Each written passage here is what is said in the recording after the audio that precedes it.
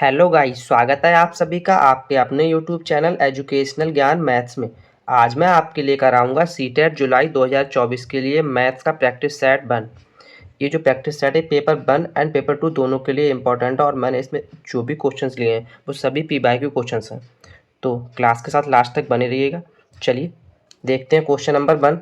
Question number 1 में बोला है 1 सेंटीमीटर इंटू 1 सेंटीमीटर वाले 72 छोटे वर्गों को कुल कितने प्रकार से व्यवस्थित किया जा सकता है कि जो परिमाणिक क्षेत्रफल है वो 72 वर्ग सेंटीमीटर हो। अच्छा क्वेश्चन है और ये सीटेट जैन 2021 में आया हुआ क्वेश्चन है। तो चलिए इस क्वेश्चन को सॉल्व करते हैं। इस क्वेश्चन को सॉल्व करने की ट्रिक क्या है वो हम देखते हैं। ठीक है, इसकी जो ट्रिक है यहाँ पे इसने बोला है 1 सेंटीमीटर इंटू 1 सेंटीमीटर वाले बनाने हैं। तो इस टाइप का क्वेश्चन हमें करना क्या होता है, हम 72 को इस तरह से ब्रेक करते हैं कि उसमें जो 1 सेंटीमीटर इंटू 1 सेंटीमीटर जो स्क्वायर बनेगा वो कितने टर्म में से लिख सकते हैं हम। तो 72 को हम ब्रेक करेंगे तो एक तो 72 इंटू 1 करेंगे तो यहाँ का जो इसका रिजल्ट आएगा वो 72 आएगा। ठीक है, अगर हमसे 36 इंटू 2 में ब्रेक करेंगे तो यहाँ भी हमें 72 ही मिलेगा। नेक्स्ट अगर देखेंगे इसके लिए हम 24 इंटू 3 मतलब 24 की एक लाइन और एक 3 की, इस तरह से अगर इसे अरेंज करेंगे तब भी यहाँ पे हमें 72 मिल जाएगा इसका रिजल्ट। और नेक्स्ट अगर देखते हैं तो 18 चौक 72 होता है तो 18 इंटू 4, यहाँ भी 72 मिल जाएगा। मतलब हमें देखना क्या है, इसका जो रिजल्टेंट है मतलब वो हमें 72 मिल जाए। ये तो इसने बोला जो परिमाणिक क्षेत्रफल है वो 72 वर्ग सेंटीमीटर मिल जाए। नेक्स्ट अगर देखते हैं तो ये 12 छंग 72 होता है तो 12 इंटू 6, यहाँ भी हमें 72 मिल जाएगा। और इसके बाद एक 9 इंटू 8 अगर ये देखेंगे तो यहाँ भी हमें 72 मिलेगा। अब हम इन्हें काउंट कर लेंगे 1 2 3 4 5 6, मतलब 6 तरह से हम क्या है इसके लिए अरेंज कर सकते हैं जिसमें इसका पारिमाणिक जो क्षेत्रफल है वो 72 वर्ग सेंटीमीटर मिलेगा। तो ये हमें किस ऑप्शन में मिल रहा है, ऑप्शन नंबर सी क्या हुआ इस क्वेश्चन का राइट आंसर। क्लियर है ना। नेक्स्ट क्वेश्चन नंबर 2 में बोला है स्कूल की सभा में एक कक्षा के विद्यार्थी एक पंक्ति में खड़े हैं, दोनों सिरों से रोहन का स्थान 21वां है। उस कक्षा में कुल कितने छात्र उपस्थित हैं ये हमें फाइंड करना है। अच्छा क्वेश्चन है और इस टाइप के क्वेश्चन काफ़ी एग्जाम में देखने को मिलते हैं। तो अगर हम इस क्वेश्चन के लिए यहाँ पे एक डायग्राम के द्वारा बताना चाहेंगे तो ऐसा कोई एक लाइन है, इसमें जो रोहन है इसने बोला है लेफ्ट हैंड साइड और राइट हैंड साइड इन दोनों तरफ से उसका जो स्थान है वो कहीं यहाँ पे 21वां स्थान है। ठीक है, रोहन का यहाँ कहीं रोहन खड़ा है। अब इस टाइप के क्वेश्चन में हम करते क्या है, इसका एक बेसिक सा फॉर्मूला है, आप चाहे उसे फॉर्मूला माने चाहे ट्रिक माने। अगर ऐसा आपको क्वेश्चन मिलता है कि जिसमें किसी व्यक्ति का दोनों सिरों से स्थान सेम है तो हम वहाँ पे करते क्या है, अगर टोटल निकालना है तो टी बराबर निकालना है एल प्लस आर माइनस 1। ठीक है, समझ में आया। टोटल निकालना है, एल क्या है उसकी लेफ्ट साइड से दूरी जो मतलब क्या स्थान है, और राइट आर क्या है राइट साइड से उसका कहाँ पे स्थान है। तो लेफ्ट से उसका 21वां है, राइट से भी 21वां स्थान है, माइनस 1।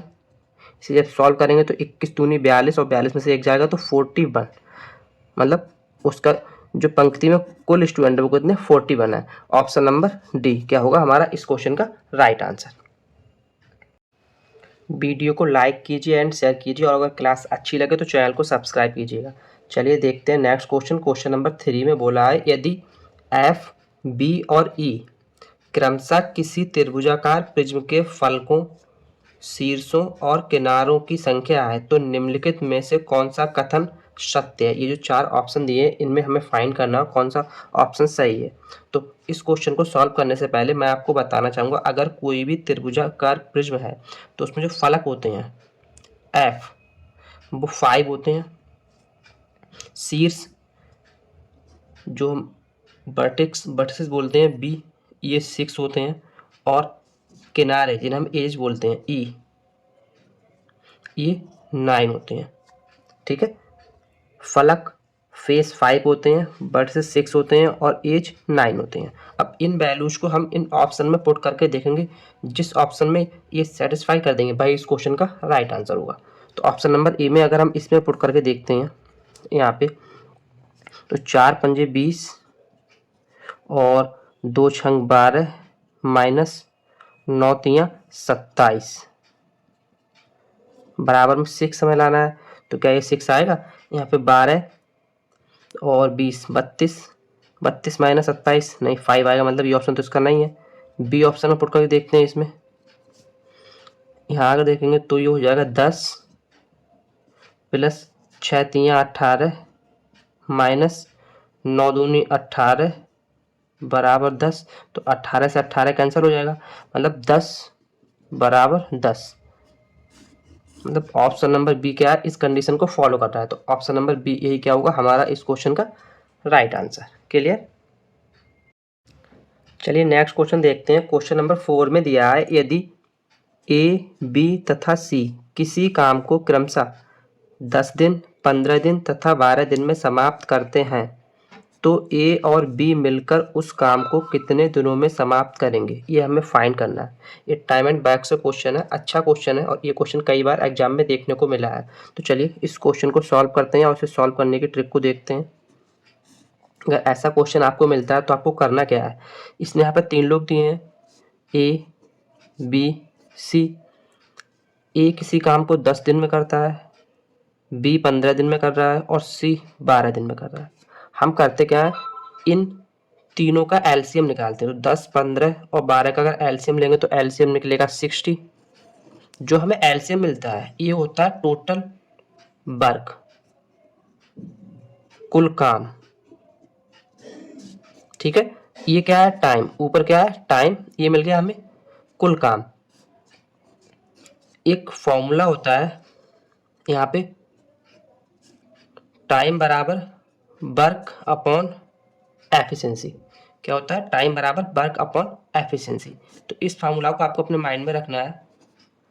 यहाँ से अगर हम इनकी एफिशिएंसी निकालेंगे तो जब 10 से 60 को डिवाइड करेंगे तो यहाँ पे 6 मिलेगा हमें, 15 60 को डिवाइड करेंगे तो 15 चौका 60 4 मिल जाएगा और 12 पंजे 60 5 मिल जाएगा। ये हमें क्या मिल गई एफिशिएंसी। ये एफिशिएंसी मिल गई इनकी क्षमता कार्य करने की, ऊपर टाइम और टोटल वर्क है। निकालना क्या है कि ए और बी मिलकर उस काम को कितने दिनों में समाप्त करेंगे। तो ए और बी दोनों की एफिशिएंसी है, दोनों को ऐड करेंगे तो कुल जो एफिशिएंसी मिलेगी, अगर ए और बी की एफिशिएंसी कुल मिल जाएगी हमें 10, तो वो 10 की एफिशिएंसी से काम करेंगे।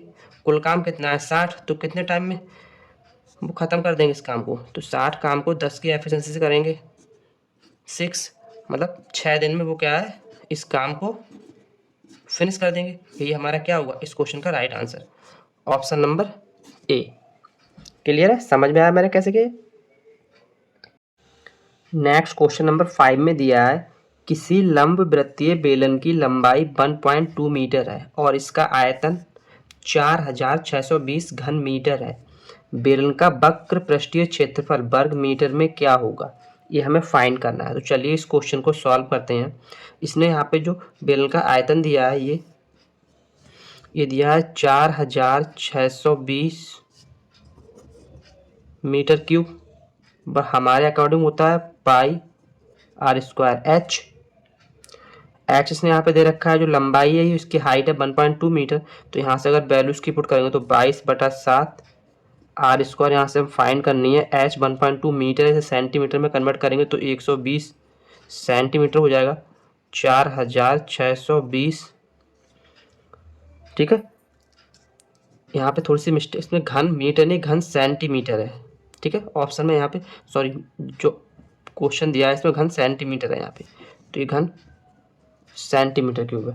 यहाँ पे थोड़ी सी जो प्रिंटिंग मिस्टेक है तो ये मैंने यहाँ पे करेक्शन कर दिया है।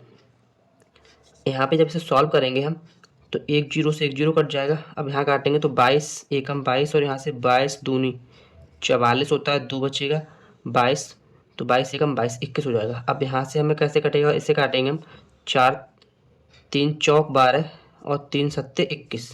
तो यहाँ से हमें आर स्क्वायर बराबर क्या मिल जाएगा, 7 ऊपर आ जाएगा तो 7 × 7 और ये 4 जो है अपॉन में आ जाएगा। ठीक है ना, यहाँ से अगर आर की वैल्यू फाइंड करेंगे तो हमें क्या मिल जाएगा 7/2 सेंटीमीटर। ये हमें क्या मिल गया आर, बट हमें फाइंड क्या करना है वक्र पृष्ठीय क्षेत्रफल। तो वक्र पृष्ठीय क्षेत्रफल का फॉर्मूला क्या होता है 2 पाई आर एच।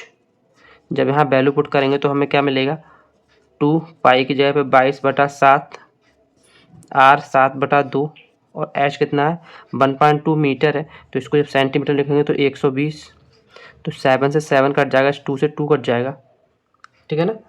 और जब इसे सॉल्व करेंगे तो 22 0 का 0, जब इसकी मल्टीप्लाई इन दोनों की कराएंगे तो हमें मिलेगा 2640 सेंटीमीटर स्क्वायर, जो क्या होगा हमारा इस क्वेश्चन का right answer, option number A. Clear. Next question number 6 में दिया है किसी स्थान O से आरंभ करके एक मेढक 3 कदम और एक खरगोश 7 कदम की छलांग लगाते हैं, निम्न में से किस कदम पर वे दोनों एक साथ छलांग लगाएंगे। ये सीटेट जैन 2024 के पेपर 1 में आया हुआ क्वेश्चन है, तो तभी मैंने इस क्वेश्चन को इस क्लास में करा रहा हूँ। चलिए इस क्वेश्चन को सॉल्व करते हैं, क्योंकि इस क्वेश्चन को जुलाई वाले एग्जाम में आने की काफ़ी संभावना है। तो चलिए इस क्वेश्चन को अगर हमें मिलता है एग्जाम में तो हमें सॉल्व कैसे करना है। यहाँ पे इसमें जो कदम दिए हैं, जैसे यहाँ पे 3 कदम लगाता है मेढक और खरगोश 7 कदम, जो भी कदम दिए होंगे उनका हम एलसीएम निकालेंगे। तो 7 और 3 का जब हम एलसीएम निकालेंगे तो कितना मिल जाएगा 21, 21। अब करना क्या होता है, जो हमें एलसीएम मिलेगा उससे जो ऑप्शन दिए हैं उनको हमें डिवाइड करना है। जो ऑप्शन इस एलसीएम से पूरी तरह से डिवाइड हो जाएगा भाई, इस क्वेश्चन का क्या हो जाएगा आंसर। तो चलिए इसे चेक करते हैं। यहाँ पे 5 और 4 9, 9 और 3 12, हाँ एक तो ये ऑप्शन डिवाइड होकर देखेंगे इसके लिए, और 7 और 3 10 और एक 18, ये भी डिवाइड हो जाएगा। 4 और 3 7 और 3 10, ये ऑप्शन तो डिवाइड, क्योंकि इसका जो समय वो डिवाइड नहीं हो रहा है। सेम ऐसे 7 और 3 10 और 11 डी, ये भी इसका आंसर नहीं होगा। तो 2 तो इसके एलिमेंट हो गए। अब इन दोनों में हमें चेक करना है कि 21 से कौन सा पूरी तरह डिवाइड हो जाता है।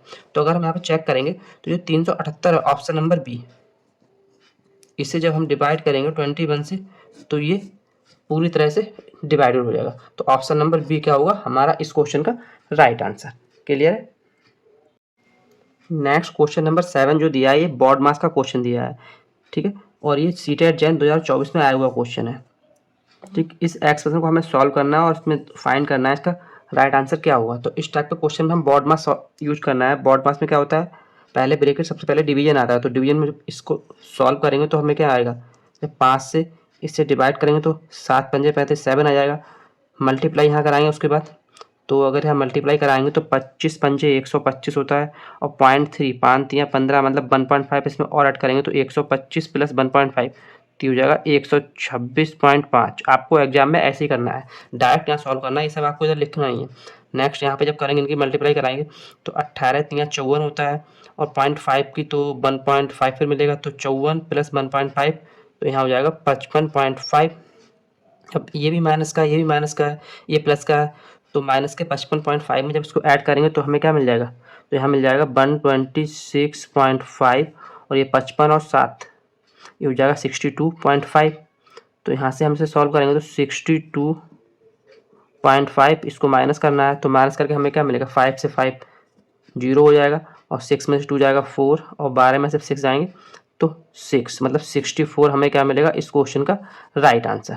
क्लियर। आपको एग्जाम इस टाइप के क्वेश्चन को ऐसे ही करना है। अगर आपको बॉड मास का क्वेश्चन मिलता है तो आपको सीधा जो एक्सप्रेशन दिया है वहीं पे ऐसे सॉल्व से कर लेना है। ज़्यादा टिपिकल बॉड मास देते नहीं है, सिंपल सा देते हैं, तो आपको सीधा एक्सप्रेशन में इसे सॉल्व करना है। ऑप्शन नंबर डी क्या होगा इस क्वेश्चन का right answer. Next question number 8 में बोला है 1 मिलीमीटर बराबर है, तो हम जानते हैं 1 सेंटीमीटर बराबर होता है 10 मिलीमीटर के, ठीक है। तो यहाँ से अगर हम 1 मिलीमीटर बराबर निकालेंगे तो 1/10 सेंटीमीटर, इससे हम लिख सकते हैं 0.1 सेंटीमीटर। क्लियर। तो 0.1 सेंटीमीटर हमें किस ऑप्शन में दिया है, ऑप्शन नंबर सी में, तो ये क्या होगा हमारा इस क्वेश्चन का right answer. Clear. Next question number 9 दिया है एक परीक्षा में प्रत्येक सही उत्तर के लिए 4 अंक मिलते हैं तथा अशुद्ध उत्तर का 1 अंक काट दिया जाता है। यदि एक छात्र ने 75 प्रश्न हल किए हों तथा उसे 125 अंक मिले हों तो उसने कितने उत्तर सही दिए, ये हमें फाइंड करना है। तो चलिए इस क्वेश्चन को सॉल्व करते हैं, और ये क्वेश्चन अगर आपको एग्जाम में मिलता है तो आपको करना कैसे वो मैं आपको बताऊंगा। यहाँ पे हमें सपोज करना है उसने जो सही उत्तर दिए हैं ये उसने x सही उत्तर दिए हैं, हमने सपोज कर लिया, और जो अशुद्ध उत्तर दिए हैं यहाँ वो उसने y दिए हैं।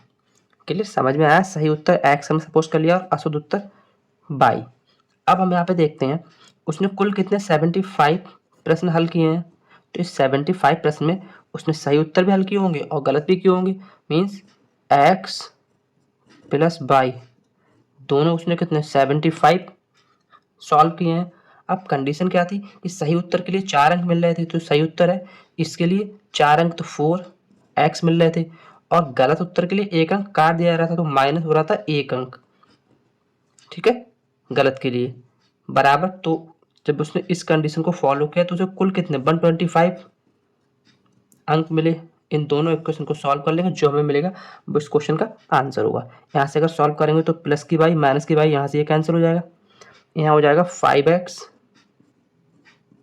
बराबर 200। तो यहाँ से हम x की वैल्यू निकालेंगे तो क्या होगी 5 चौक 20 40। तो यही तो हमें फाइंड करना है कि उसने कितने उत्तर सही किए 40। ये क्या होगा हमारा इस क्वेश्चन का right answer option number D. Clear. Next और आज की इस क्लास का लास्ट क्वेश्चन, क्वेश्चन नंबर 10 दिया है। राष्ट्रीय शिक्षा नीति जो NEP 2020 है, NEP 2020, इसके अनुसार शिक्षार्थियों का आकलन डैश यहाँ पे बताना क्या होता है को शामिल करता है। ऑप्शन से दिए भौतिक और मनोवैज्ञानिक आयाम, संज्ञानात्मक और भौतिक आयाम, संज्ञानात्मक भावात्मक और मनोगतात्मक आयाम, और संज्ञानात्मक सामाजिक और आध्यात्मिक आयाम। तो जो NEP 2020 है इसका जो राइट आंसर है वो ऑप्शन नंबर डी होगा। इस संज्ञानात्मक सामाजिक और आध्यात्मिक आयाम को शामिल करती है। ठीक है, तो ऑप्शन नंबर डी क्या होगा हमारा इस क्वेश्चन का राइट आंसर। तो आज के लिए इतना ही, मिलते हैं कल एक और शानदार क्लास के साथ। थैंक्स।